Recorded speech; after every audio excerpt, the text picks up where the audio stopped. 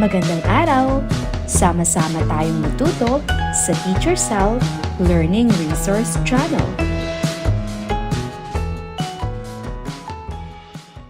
Revised K-12 Curriculum, GMRC 3, Quarter 4, Week 1, mga impormasyon sa kinabibilangang barangay. Para sa unang araw.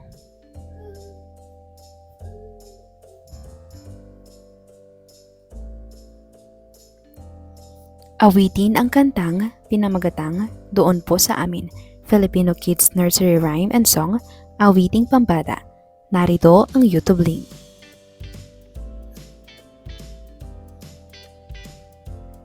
Pamilyar ba sa inyo ang nasa larawan?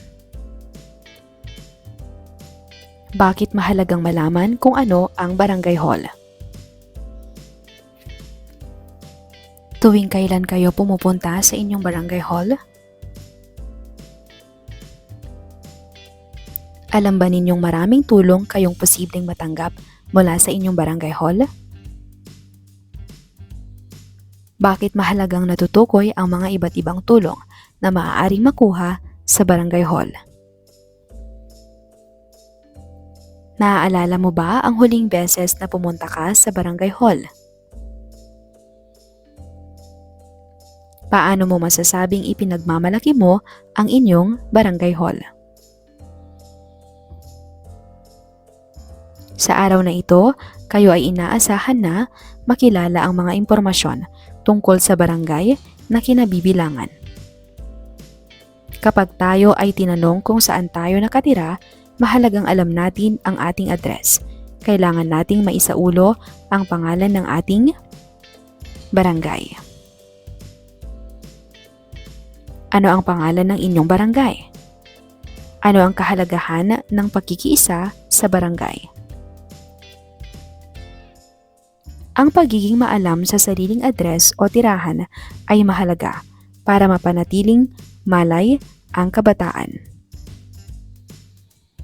Mahalagang malaman ang pangalan ng inyong barangay at kung maaari ay makiisa kayo sa mga adhikain ng inyong barangay na kinabibilangan. Graphic Organizer. Makikita sa Wisara ang mga pangalan ng iba't ibang barangay na malapit sa paaralan. Idikit ang inyong sticker sa hanay ng barangay kung saan kayo nakatira. Sundin ang gabay kung saan tamang ilalagay ang inyong sticker. Mahalaga ang pagtukoy kung saang barangay kayo napapabilang. Mahalaga na simulang maging malay sa murang edad. Mahalagang maipahayag na ang mga impormasyon sa barangay na kinabibilangan ay mahalagang gampanin sa pagpapanatili ng kaayusan, kaligtasan at katahimikan ng mamamayan. Kung ikaw ay nakakita ng alay sa kalye, malapit sa inyo na mukhang naliligaw, saan mo siya dapat dalhin? Kung ikaw ay may nakasalamuhan na kapwa-bata na mukhang nawawala malapit sa inyong tahanan, saan mo siya maaaring dalhin o ituro?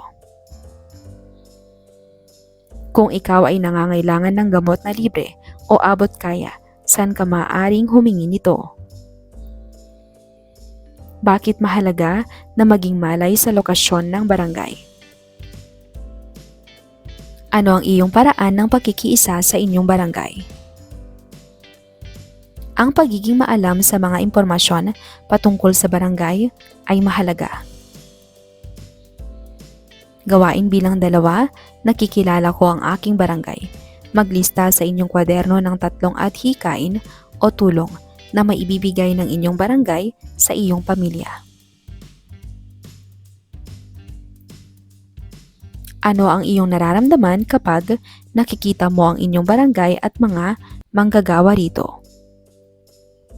Batay sa naging talakayan, ano ang nakikita mong paraan para makiisa sa mga adhikain ng inyong barangay? Nangangako ka bang laging makiisa sa inyong barangay?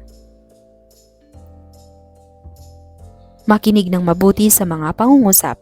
Iguhit ang puso sa tabi ng numero kung ang pahayag ay nagpapakita ng pagiging maingat sa panghuhusga.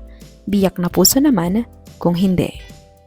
Si Ernesto ay nakakita ng matanda na mukhang naliligaw sa kanilang kalye, kung kaya dinala niya ang matanda sa barangay para humingi ng tulong. Si Melinda ay hindi humihingi ng gamot sa barangay dahil may kaaway siya roon. Biyak na puso. Si Berto ay tumulong sa mga taga-barangay na magtanim nang mag-organisa ang mga opisyal ng planting activity. Puso. Dahil naipakita nyo ang inyong natutunan, gagawa kayo ngayon ng tula na nagpapasalamat sa inyong barangay dahil lagi silang nariyan, handang tumulong sa inyong pamilya at inyong mga kapitbahay. Sa makulay na papel, isulat ang iyong tula. Gamitan ito ng mga pangkulay at pangdisenyo. Maging malikhain. Para sa ikalawang araw. Ano ang kanilang ginagawa sa larawan? Ito ba ay nagpapakita ng pagkakaroon ng pagkakaisa sa komunidad? Makibahagi sa talakayan at magbigay ng mga paraan kung paano mapapanatili ang kaayusan, kaligtasan at katahimikan ng mga mamamayan sa inyong komunidad. Sa araw na ito, ating iuugnay na ang mga impormasyon sa barangay na kinabibilangan ay mahalagang gampanin sa pagpapanatili ng kaayusan, kaligtasan at katahimikan ng mamamayan. Makinig sa musika habang umiikot kayo sa mga upuang nakaayos ng pabilog. Kapag tumigil ang musika, agad kayong umupo. Kung ikaw ang mag-aaral na walang mauupuan, magbigay ka ng isang halimbawa ng paraan kung paanong hindi napapanatili ang kaayusan, kaligtasan at katahimikan ng mga mamamayan sa komunidad. Maaaring umikot sa mga sumusunod na aktibidad ang inyong mga sagot. Hindi pagtawid sa tamang tawiran. Hindi paggalang sa nakatatanda. Hindi pakikipaglaro sa mga bagong kapitbahay. Pakikipagtsismisan. Pagsasabi ng masasakit na salita sa kapitbahay. Ating basahin ang talata. Mahal ko ang aking komunidad. Ang pamilya ni Hilda ay matagal nang nakatira sa Barangay Santa Ana. Ang kanyang mga magulang ay kilala bilang aktibo sa kanilang barangay at mga adhikain nito. Dahil sa kanilang magandang ehemplo, natuto rin si Hilda na laging makiisa sa mga aktibidad ng kanilang barangay para matulungan ang lahat ng miyembro ng kanilang komunidad. Sila mismo ang nagtutulungan lalo na sa panahon ng sakuna. Ano-ano pa ang iba't ibang paraan ng pagpapanatili ng kaayusan, kaligtasan at katahimikan ng mamamayan sa inyong barangay? Sumasang-ayon ka ba na mahalaga ang manghikayat na panatilihin ang kaayusan, kaligtasan at katahimikan sa komunidad? Bakit? Tandaan, mahalaga ang paghikayat na panatilihin ang kaayusan, kaligtasan at katahimikan ng mamamayan sa bawat antas ng lipunan. Maraming paraan kung paano makahikayat na panatilihin ang kaayusan, kaligtasan at katahimikan ng mga mamamayan. Ito ang mga sumusunod na paraan. Pagtulong sa nangangailangan, pagiging aktibo at malay sa mga pangangailangan ng inyong barangay. Pagbibigay ng suporta sa mga manggagawa ng barangay. Pagsita sa mga nanggugulo sa barangay. Pagbibigay ng donasyon sa panahon ng sakuna. Kung ang bawat tao ay may paggalang at pagmamahal sa barangay, paniguradong mas mapagyayabong natin ang ating kani-kaniyang barangay o komunidad. Lagyan ng masayang mukha ang patlang kung ito ay nagpapakita ng maingat na paghuhusga, balungkot na mukha naman kung hindi. Pagiging aktibo at malay patungkol sa mga impormasyon sa inyong barangay. Pagiging matulungan sa mga kapitbahay. Pakikilahok sa mga adhikain ng komunidad. Pagbisita sa barangay para sa iba't ibang pangangailangan. Pagbabahagi ng kaalaman patungkol sa barangay sa mga mas nakababata. Narito ang mga susing sagot. Batay sa mga ipinakitang sitwasyon, alin ang sa tingin mong mahalagang pagtuunan ng pansin ng bawat miyembro ng komunidad? Ano ang sa tingin mong nararapat na paraan ng paghihikayat na maging maingat sa paghuhusga? May nais ka bang ibahagi sa klase tungkol sa pagiging maingat sa paghuhusga? Bilugan ng akmang salita na nasa loob ng panaklong. Ang pagiging maingat sa paghuhusga ay gawaing pambata, pangkalahatan. Ang mga kapwa-bata na maingat sa paghuhusga ay nakatutulong sa komunidad, sarili. Ang mga mamamayan na maingat sa paghuhusga ay mga miyembro ng komunidad na hindi mapapalitan, nakakainis. Dahil na ipakita nyo ang inyong kaalaman, iguhit nyo ang inyong mga sarili kasama ang mga miyembro ng inyong komunidad. Kumuha ng makulay na papel, iguhit ang sarili kasama ang mga miyembro ng inyong komunidad. Naway magsilbing paalala ang mga guhit nyo na kailangan laging maging maingat sa paghuhusga sa inyong komunidad.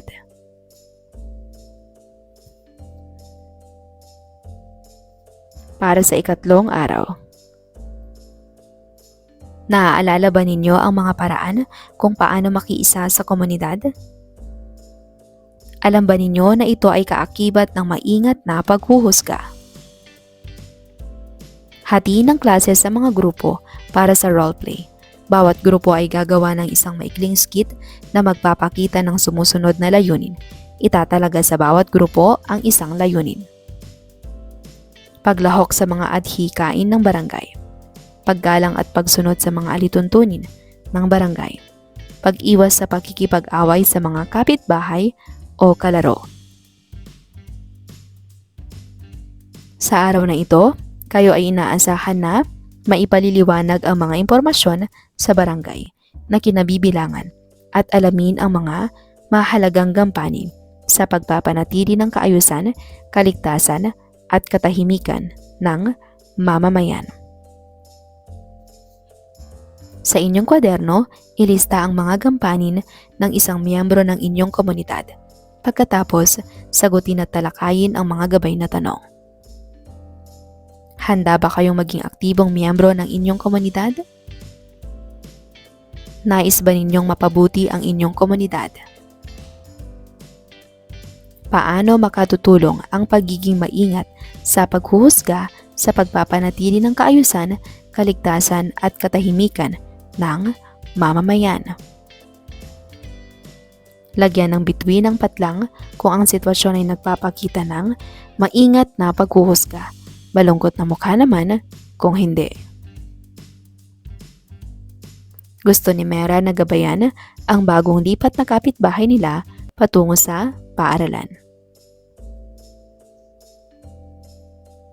Si Wanda ay nagagalit kapag may maingay na motor at agad niyang inaaway ang rider. Laging handang tumulong si Vinta sa community pantry ng kanilang barangay. Narito ang mga susing sagot. Gagawin rin ba ninyo ang mabuting sitwasyong nabanggit? Bakit importante ang paggawa ng gampanin sa komunidad? Pagmasdan ang larawan. Ano ang nasa larawan? Mahalaga ba ang komunikasyon sa komunidad? Ano pa ang ibang mga pamamaraan ng pagpapanatili ng kaayusan, kaligtasan at katahimikan ng mamamayan sa komunidad.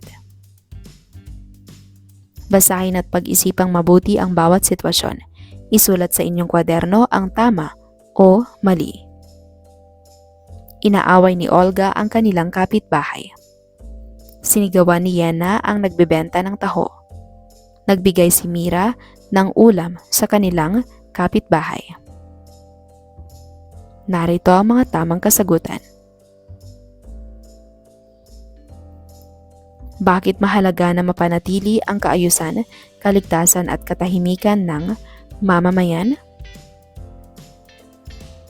Makinig ng mabuti sa mga pangungusap. Isulat ang check sa tabi ng numero kung ang pahayag ay nagpapakita ng pagmamahal sa komunidad. X naman kung hindi. Si Eric ay ubod ng ingay kapag naglalakad sa kanilang kalye. Si Ella ay kilala bilang mapagbigay sa mga bata sa kanilang barangay. Masayang naglalaro sa parke ang mga kabataan ng barangay. Narito ang mga tamang kasagutan.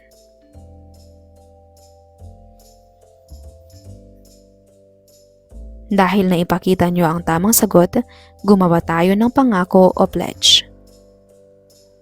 Kumuha ng makulay na papel, isulat ang iyong pangako kung paano mo sisiguraduhin na patuloy mong pananatilihin ang kaayusan, kaligtasan at katahimikan sa inyong lugar. Naway magsilbing paalala ang inyong pangako na para sa ating komunidad, kailangan nating pahalagahan ng bawat miyembro ng ating barangay. Para sa ika-4 na araw. Kantahin mo ni ang kantang pinamagatang Doon Po sa Amin.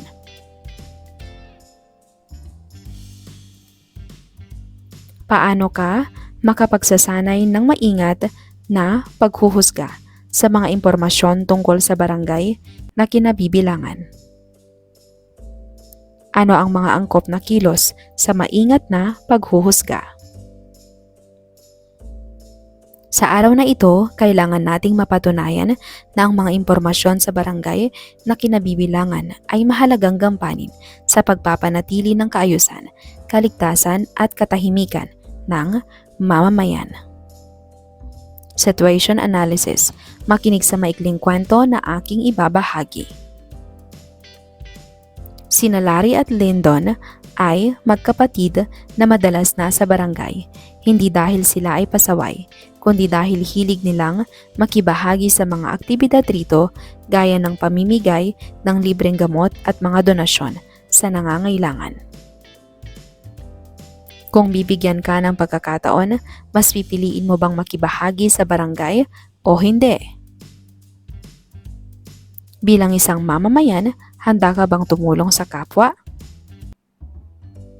Ano sa tingin mo ang dapat pang pagtuunan ng pansin ng barangay ukol sa mahalagang gampanin sa pagpapanatili ng kaayusan, kaligtasan at katahimikan ng mamamayan? Mahal ko ang aking komunidad dahil dugtungan nyo ang pahayag na nasa pisara upang maipakita na pinahahalagahan nyo ang inyong barangay at komunidad. Pagkatapos, magbahagi kung mayroon kayong katanungan o reaksyon sa mga sagot ng inyong mga kamag-aral. Tandaan, sa paaralan at tahanan natututunan, maglinang ng pagmamahal sa komunidad at gampanin sa pag-aalaga rito. Maraming paraan kung paano mapanatili ang kaayusan, kaligtasan at katahimikan ng mamamayan. Ito ang mga sumusunod na paraan. Huwag mang-abala sa komunidad. Tulungan, tumawid ang nakatatanda o nakababata. Maging magalang sa matatanda. Iwasan ang pagmumura. Pagtatanggol ng mga inaaping bagong miyembro ng komunidad. Kung ang bawat Pilipino ay may pagmamahal sa kanilang barangay, paniguradong mababawasan ang krimen. Gumawa ng talahanayan ng mga sitwasyon na nararanasan o ginagawa ng mga miyembro ng iyong barangay na nagpapakita at hindi nagpapakita na maingat na paghuhusga. Sundin ang panuto. Sa unang column, mga sitwasyon na nagpapakita ng maingat na paghuhusga. Magbigay ng 2 hanggang 3 sitwasyon. Sa ikalawang column, mga sitwasyon na hindi nagpapakita ng maingat na paghuhusga. Magbigay ng 2 hanggang 3 sitwasyon. Sa ikatlong column, paano itatama ang nasa ikalawang column. Bakit dapat maglaan ng oras para masiguradong mapapanatili ang kaayusan, kaligtasan at katahimikan ng mamamayan? Ano-ano ang mabuting dulot ng pagpapanatili ng kaayusan, kaligtasan at katahimikan ng mamamayan? Makinig ng mabuti sa mga pangungusap. Isulat ang nakangiting mukha sa tabi ng numero kung ang pahayag ay nagpapakita ng maingat na paghuhusga. Isulat ang malungkot na mukha kung hindi. Ang pamilya ni Jepoy ay mahilig magkalat ng hindi magandang bagay patungkol sa iba. Si Liam ay kilala bilang masagulero. Ang pamilya ni Mina ay laging handang tumulong sa nangangailangan sa kanilang barangay. Narito ang mga tamang sagot.